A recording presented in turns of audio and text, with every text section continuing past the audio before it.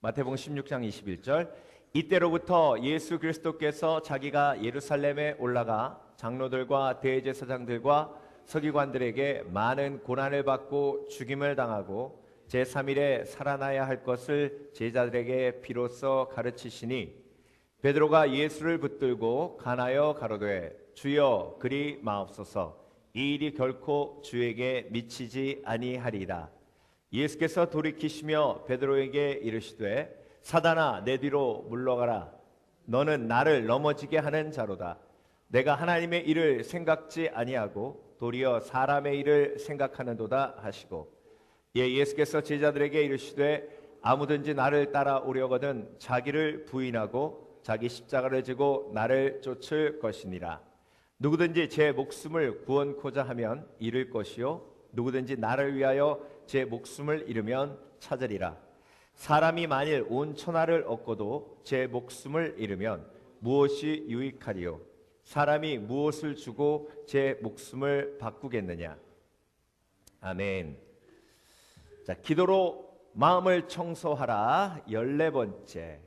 세 번째 주는 지식 청소에 대해서 우리가 함께 묵상하고 있는데요. 오늘은 악한 영에 대한 지식 청소. 자, 이번 주에 우리가 월요일은 나에 대한 지식, 두 번째는 하나님에 대한 지식, 세 번째는 이웃에 대한 지식, 오늘은 악한 영에 대한 지식 청소, 내일은 환경에 대한 지식 청소입니다. 자, 여러분, 오늘 본문에 예수님께서 제자들에게 이제 어떤 말씀을 하시냐면, 내가 대제사장들과 장로들과 세관들에게 팔려서 이제 죽게 될 것이다.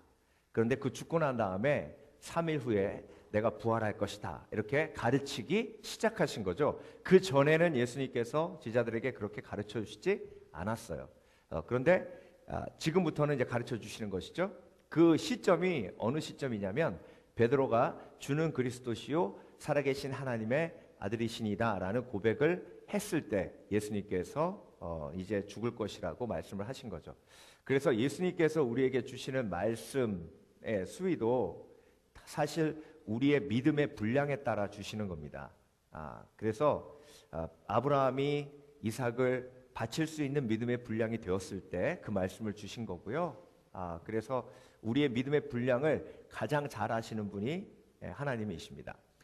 그렇게 얘기했는데 베드로가 그 말을 딱 듣고 화가 났어요. 그 행동을 보면 알 수 있는데요. 한국 성경, 개역 성경은 조금 유하게 번역이 되어 있는데, 그런데 원어를 보면요, 베드로가 예수님을 밀쳐서 옆으로 이렇게 억지로 데리고 온 거죠. 이게 굉장히 베드로가 다혈질임을 볼 수가 있어요. 선생님이잖아요. 랍비라고도 불렀습니다. 사람들이 굉장히 존경하는 예수님을 갑자기 그 말을 듣고 확 화가 난 거죠. 그래서 예수님을 딱 붙들고 옆으로 딱 끌어내서, 영어 성경을 보면 rebuke라고 나와요. rebuke라는 말은 예수님이 바리새인들 혼내실 때 rebuke했다는 말이 나와요. 그러니까 베드로가 예수님을 옆으로 끌어다가 놓고 예수님 뭐 한 거예요? 혼낸 거예요.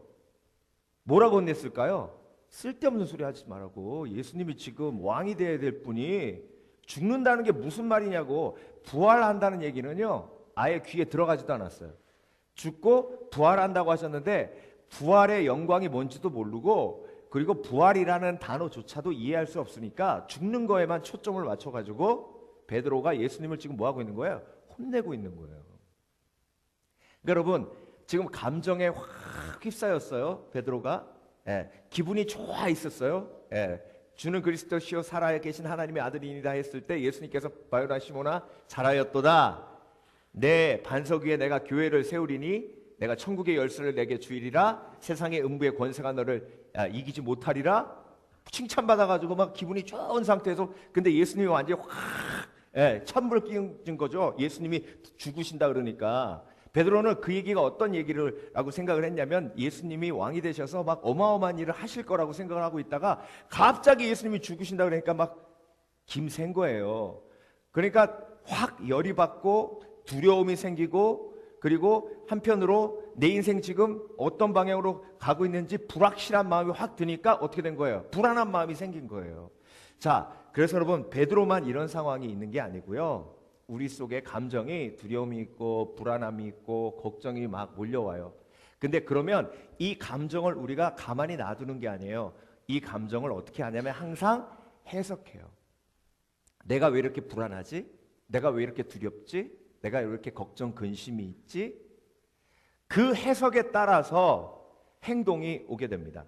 그러니까 베드로가 예수님이 그 말씀을 하시니까 두려움이 생긴 거예요. 예수님이 부정적인 말씀하시네. 부정적인 말씀하시니까 내가 두려움이 생긴 거야. 부정적인 말 못하게 해야지. 그러고 옆에 끌고 가가지고 막 혼낸 거예요. 그러니까 여러분, 나의 해석이 악한 영의 해석을 내가 영향을 받을 수 있는 게요. 그랬더니 예수님이 뭐라고 하세요? 사탄아 물러가라. 너는 나를 무너지게 쓰러지게 하는 자로다. 내가 하나님의 일을 생각하지 않고 사람의 일을 생각하는도다. 그렇게 얘기하셨죠. 그러니까 지금 베드로의 말이 뭐에 영향을 맞았다는 거예요? 악한 영의 영향을 받았다는 거예요. 베드로의 두려움과 베드로의 불안함과 베드로의 걱정을 악한 영이 사용해가지고 그 행동을 나오겠다는 거죠. 그래서 여러분, 우리 속에 감정이 들면요, 우리는 꼭 해석을 합니다. 악한 영의 해석을 내가 받아들이면요, 그런 행동이 나와요. 근데 성령의 해석을 받아들이면 그 감정을 우리가 아름다운 행동으로 옮길 수 있어요. 예를 들면 사울이 여인들이 창화하여 가로되 다윗은 만만이요 사울은 천천히다라고 했을 때 질투가 생겼죠. 그렇죠? 그 질투가 생겼을 때 그 질투에 악한 영이 해석을 가져다 주니까 야, 이제 다윗이 네 왕국을 뺏어갈 거야. 그 질투에 악한 영의 해석을 확 얹어주니까 죽여야겠다는 생각이 듭니다. 그래서 죽이려고 행동에까지 갔죠. 그러니까 여러분, 내 마음속에 불안함이 들고 두려움이 들고 걱정함이 들면 일단 그것을 부인하면 부인할수록 악한 영이 더 틈타요. 부인하면 부인할수록. 그래서 베드로가 예수님이 그렇게 말씀하시니까 내가 되게 두려워져요. 예수님이 돌아가신다 그러니까 내가 굉장히 무섭네요. 한편으로 실망이 돼요. 이렇게 얘기했으면 예수님이 두려워 말라 베드로야. 내가 너와 함께함이라. 그리고 내가 얘기했지 않니? 부활한다고. 부활을 바라보라. 이렇게 얘기하셨을 거예요. 근데 그걸 숨기고 두렵지 않아? 아니야. 지금 부정적인 말 하시는 거야. 그래서 악한 영이 틈타서 베드로야 예수님이 죽는단다. 못 죽게 해! 그러니까 끌고 가가지고 그렇게 막 혼내는 거예요. 그러니까 여러분, 우리가 하나님 앞에 나아갈 때에 우리의 감정을 솔직하게 인정하지 않으면 않을수록 그 속에 악한 영이 틈타요. 하나님 앞에 나와서 하나님 나 외로워요. 근데 여러분, 감정은요, 되도록이면 자세하게 하나님 앞에 아뢰는 게 중요합니다. 자, 제일 뭉뚱그려서 감정에 대해서 얘기할 때가 어떤 말이냐면 스트레스 받았어. 스트레스 받았어. 이게요, 너무 뭉뚱그려서 얘기해가지고 어떤 감정이 있는지도 몰라요. 어떤 때 스트레스 받으세요? 불안할 때. 어떤 때 스트레스 받으세요? 화날 때. 그러니까 내가 감정을 표현할 때 정말 감정 표현이 안 되는 사람이 그냥 뭉뚱그려가지고 스트레스 받았어. 무지 스트레스 받네. 이렇게 고백을 하는 거죠. 근데 정확하게 어떤 감정이 있고 어떤 상황 속에서 어떤 감정이 나를 스트레스 받게 하는지를 정확하게 하나님 앞에 아뢰는 게 중요해요. 그렇지 않으면 악한 영이 그것 때문에 뭐 하는 거예요? 틈타요. 네가 왜 걱정 금심이 많은지 알아? 돈이 없어서 그래. 돈이 없어서. 그러니까 틀어줘야 돼. 여러분, 심리학자들이요, 어떤 때 가장 우리 뇌에서 행복한 호르몬이 나오는지를 연구했을 때 돌아보면 내가 다른 사람에게 무엇인가를 줄 때, 내가 정말 갖고 싶은 거를 샀을 때보다 그 사람의 필요를 공급해 줄 때 훨씬 더 행복한 호르몬이 나와요. 내가 정말로 갖고 싶었던 거를 샀을 때 사기 전에 그 사는 과정 속에 제일 행복 호르몬이 많이 나오고 사고 난 다음에 갑자기 행복 호르몬이 확 떨어져요. 그러니까 여러분, 하나님이요 우리에게 네 감정의 해석을 정확하게 해줄 때까지 감정은 해석되지 말아야 돼요. 그대로 있어야 돼요. 그래야 악한 영의 해석으로 우리가 속지 않아요. 그래서 악한 영의 해석의 특징이 있어요, 여러분. 악한 영의 감정에 대한 해석의 특징은요, 첫 번째, 과장해서 속여요. 이제 끝났어. 넌 버림받아서. 네 왕권 빼앗길 거야. 자, 탕자가 모든 재산을 다 탕진하고 타국에서 이제 쥐염 열매 먹고 돼지 치고 있었어요. 그때 어떤 감정이 들었겠어요? 슬프죠. 외롭죠. 그리고 죄책감 들죠. 그 상황 속에 악한 영이 그 감정을 어떻게 해석했겠어요? 야, 너는 끝났어 이제. 네 인생 끝장난 거야. 너는 쓰레기야. 이제 끝났어. 너는 다 네 친구한테도 버림받았고 이제 더 이상 살 길이 없어. 어제 간호사 한 명이 자살했어요. 왜 자살했는지 아세요? 간호사 된 지 몇 년 되지도 않았어요. 막내였대요. 근데 주위에서 너무 힘들게 해가지고 맨날 혼나고 그래가지고 자살해버렸어요. 아니 그러면 병원을 그만두면 되지. 아니 이해가 되세요? 병원을 그만두면 되지. 아니 병원 그만두면 될 걸 가지고 자살해버렸어요. 그러니까 왜 그랬을까요? 심한 우울증에 빠진 거예요. 감정이 자기 속에 사람들이 나를 힘들게 해, 어렵게 해. 간호사 그만두면 넌 인생 끝나는 거야. 패배감. 그 감정을 악한 영이 극대화시키는 거예요. 네가 왜 슬픈지 알아? 네가 이렇게 인생을 망쳤기 때문이야. 지금까지 살아오면서 네가 잘한 게 뭐가 있어? 네가 아무리 노력해도 더 이상 네 인생은 좋아지지 않아. 네 인생은 이제 끝장난 거야. 여러분, 오후 5시에 온 사람이 주인의 은혜를 받고 다른 사람과 똑같은 임금을 받았어요. 늦은 줄 알았는데 안 늦었어요. 그게 하나님의 은혜예요. 우리는 지금 늦었다고 생각해요. 다 끝났다고 생각해요. 아침 9시에 온 사람을 도저히 쫓아갈 수 없다고 생각해요. 그래서 지금 와서 1시간 일하면 뭐해? 하고 포기하려고 그래요. 그런데 주인은 포기하지 말고 일하라고 합니다.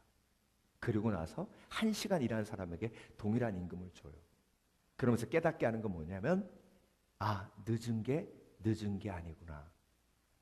하나님의 은혜가 임하면 늦은 게 아닐 수 있구나. 하나님의 은혜가 임하면 늦은 게 때가 참애로 바뀌는구나. 그래서 여러분, 악한 영은요, 내 감정을 과장하게 해석해요. 특별히 여자분들은요, 감정 표현을 과장해서 하는 경우가 있는데, 특히 악한 영이 감정에 공격을 하면 여자가 더 약해요. 그래서 하와를 먼저 공격한 거예요. 악한 영이. 두 번째로 악한 영은요, 감정으로 유혹해요. 유혹해요. 아니 멋진 남자 보면 감정이 좋다 이렇게 되죠. 이쁜 여자 보면 감정이 좋다 그렇게 되죠. 다윗이 성 위를 거닐다가 밧세바가 목욕하는 걸 봤어요. 근데 이뻐요, 아름다워요. 그러면 남자가 그걸 보면 이쁘다, 아름답다 라는 감정이 들죠. 근데 악한 영이 어떻게 그 감정을 속이고 유혹하는지 아세요? 네가 사랑에 빠진 거야. 네가 지금 사랑에 빠진 거야. 이렇게 좋은 건 사랑에 빠진 거야. 이렇게 속이고 유혹해버려요. 그러니까 하나님, 제가 왜 이런 감정이 들죠? 야, 모든 남자는 그런 거 보면 다 그런 감정 든다. 그런데 그 유혹을 단호하게 물리쳐야지. 그러니까 여러분, 우리가 감정을요, 우리가 마음대로 해석할 때 악한 영이 틈타가지고 그 생각을 잘못된 길로 이끌어가가지고 유혹에 푹 빠지게 만들어요. 네가 왜 무시당하는 줄 알아? 나 진짜 무시당해. 저 인간이 왜 이렇게 날 무시해? 네가 외모가 그따위라 그래. 네가 그런 옷 입고 다녀서 그래. 네가 돈이 없어서 그래. 네가 그렇게한 차 타고 다녀서 그래. 그러면요, 막 그 음성을 들으면 분해서 못 참아요. 분해서. 그럼 어떤 행동이 나와요? 나도 돈 벌어야지. 이거를 그냥 이것들을 그냥 아니면 피해야 돼요. 나를 무시하는 그 인간들하고 살면 나는 불행해질 수밖에 없어. 안 보고 안 살아. 그 사람들하고 같이 안 살아. 그리고 도망가 버려요. 그런데 그걸 가지고 하나님 앞에 가지고 나가면 네 마음속에 지금 굉장한 실망이 있구나. 내가 너를 얼마나 아름답게 지었는데 두려워 말라, 놀라지 말라. 내가 너와 함께함이라. 내가 너로 인하여 즐거워하며 기뻐하노라. 그러니까 여러분, 악한 영은요, 우리에게 유혹해요. 이게 악한 영이 감정에 대한 해석을 하는 건 딱 세 가지예요. 과장해서, 유혹해서, 그 다음에 공격해서. 가룟 유다를 예수님이 팔려간 다음에 가룟 유다의 마음속에 어떤 마음이 들었겠어요? 정말로 죄책감이 가득했을 거예요. 근데 가룟 유다가 왜 예수님 팔았겠어요? 예수님 가만히 보니까 지금 정치적으로 왕이 되려고 하지 않고 자꾸 이상한 소리 하시거든. 그러니까 자기가 평생 정말로 강한 결단을 하고 예수님 쫓았는데 지금 불안한 거예요. 미래가 불안한 거예요. 그러니까 어떻게든 내 목 챙겨야겠는 거예요. 그러니까 악한 영이 유다에게 악한 생각을 넣었더라. 그게 감정에 대한 해석이에요. 네가 왜 불안한지 알아? 예수님이 지금 네가 원하는 길로 가고 있지 않는 거야. 그러니까 너는 네 목 챙겨. 네 목을 챙겨야 안 불안하지. 그래서 은삼십에 예수님 팔아. 그래서 팔은 거예요. 자, 두려움과 불안함이란 감정 속에 사단이 악한 생각을 집어넣으니까 그 감정을 그렇게 해석한 거죠. 팔고 나서는 어떻게 해요? 예수님을 팔고 나서 죄책감이 들고 나는 나쁜 인간이라는 생각이 드는데 악한 영이 딱 생각을 집어넣는 거예요. 네가 왜 죄책감 드는지 알아? 너는 진짜 나쁜 놈이기 때문에 그래. 네가 왜 죄책감 드는지 알아? 너는 쓸모없는 인간이기 때문에 그래. 예수님이 널 얼마나 사랑했는데 네가 예수님을 팔아? 넌 인간도 아니야. 죽어. 마땅해. 땅 있으면 뭐해? 부자 되면 뭐해? 네 속에 있는 죄책감은 영원히 사라지지 않을 거야. 차라리 죽고 말어. 그러니까 목 매달아 주는 거예요. 여러분, 감정을 솔직하게 인정하지 않고 내가 감정을 억누르면 억누를수록 그 억누른 감정 속에 악한 영이 계속 틈타요. 근데 내가 내 속에 있는 감정을 솔직하게 인정하고 하나님께 가지고 오면 그 감정을 성령께서 뭐 해주세요? 해석해 주세요. 그래서 모세가 죽고 난 다음에 여호수아가 어떤 마음이 들었겠어요? 어떤 감정이 들었겠어요? 불안하죠? 두렵죠? 그때 악한 영이 막 공격해요. 이제 모세 죽었으니 너희는 광야에서 다 죽었다. 지금까지 생각해봐. 모세가 손 들면 이기고 손 내리면 졌는데 모세가 죽었으니 이제 니네들은 끝장난 거야. 그러니까 막 두려움이 막 몰려오고 거기에 만약에 여호수아가 맞아 이제 우리는 끝장이야 그랬으면 여호수아 도망가거나 혼자 살 길 찾았을 거예요. 근데 그 감정이 막 밀려올 때 그 감정을 해석하지 않고 모세가 한 것처럼 텐트에 들어가서 하나님 앞에 간구하는 거죠. 하나님, 내가 두렵습니다. 그러니까 하나님이 두려워 말라, 놀라지 말라, 내가 너와 함께함이라. 내가 모세와 함께한 것처럼 너와 함께함이라. 그러니까 내 감정이 하나님께 나오는 하나님의 부르심이었구나. 내 두려움이 하나님께 나오라는 하나님의 신호였구나. 깨닫게 되는 거예요. 여러분, 두려움, 걱정, 근심은요, 하나님이 우리를 하나님께로 부르시는 하나님의 신호예요. 그 하나님의 신호에 온전히 응답하면 악한 영이 내 감정을 틈타서 나를 속이는 일이 없도록 하나님이 도와주십니다. 조영기 목사님이 처음에 이제 개척하실 때 천막교회를 치고 이렇게 시작을 했는데요. 그때 한 부인이 들어오는데 천막교회 거의 막 이렇게 거지 비슷한 분들만 앉아 있는데 완전 귀부인이 들어오더래요. 근데 중요한 게 딱 보니까 들것에 실려서 들어온 거예요. 보니까 반신불수예요. 반신불수. 근데 이분이 김순선 여사라고 적십자 병원의 그 내과 과장님 와이프래요. 그때 당시에 그 천막교회에 그런 분이 온 적이 없대요. 근데 딱 예배 끝나고 가니까 전도사님 나 반신불수가 됐는데 병원에서 우리 남편이 의사인데 병원에서는 못 고친다고 합니다. 인생 이제 끝났다는 생각이 드는데 이렇게 들것에 실려서 지나가다 보니까 십자가가 보여가지고 교회가 생겼구나. 그래서 제가 들어왔습니다. 기도 좀 해주십시오. 그러더래요. 여러분 그 상황 속에서 어떤 감정이 들겠어요? 절망, 낙심, 모든 게 끝났다는 생각. 그 속에서 너는 이제 끝났어. 너는 이제 모든 걸 포기해야 돼. 나는 공격이 얼마나 심하겠어요. 그 공격 속에서 내가 십자가 보고 주 앞에 나가겠다는 생각이 들었어요. 예수 안 믿을 때 그랬다는 거야. 예수 안 믿을 때. 그게 자기의 생각이었겠어요? 성령의 능력이지. 그래서 여러분 내 마음속에 절망이 있고 두려움이 있을 때 무조건 주님 품 안으로 와야 돼. 교회로 오셔야 돼. 교회로. 절망과 실망과 낙심이 내가 정말 이길 수 없는 상황이 됐을 때 주님 품 안으로 빨리 오셔야 돼. 그래서 조영기 목사님이 거기서 이제 놓고 기도하는 거예요. 김순신 여사 위에 기도합니다, 하나님. 근데 한 시간 기도하는데 갑자기 이분이 야야야 손 떼! 손 떼! 이게 어디서 더러운 손을 내 몸에다 대! 막 그러더래. 그래가지고 자기가 갑자기 확 놀래가지고 이게 무슨 기도해 달라며요. 그랬더니 귀신이 마가복음에 나온 것처럼 귀신이 툭 튀어나오고 내가 이 속에서 얼마나 오래 살았는데 네가 내가 나가도록 기도를 해 이거사 기도하지 마! 막 그러더래. 여러분 악한 영이 제일 싫어하는 게 기도예요. 8시간을 악한 영과 영적 전쟁을 벌립니다. 그리고 마지막에 예수 그리스도 이름으로 악한 영이 떠나가요. 근데 중요한 건 악한 영이 떠나가니까 이분이 일어나 걷기 시작한 거예요. 그래서 그 김순신 권사님 통해 가지고 그 대처동 천막교회가 놀라운 부흥을 경험합니다. 그게 우리 기독교 역사예요.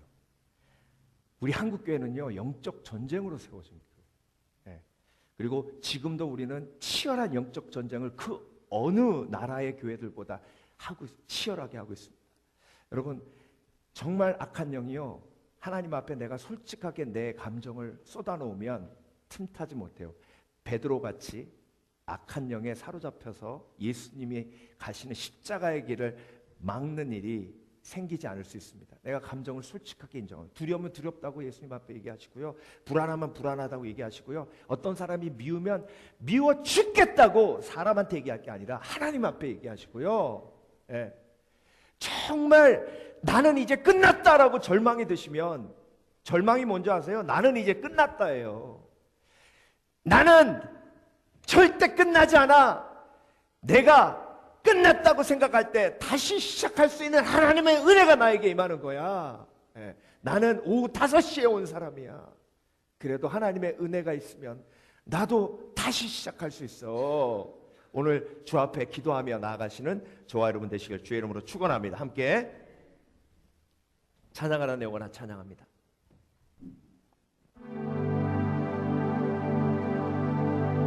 찬양하라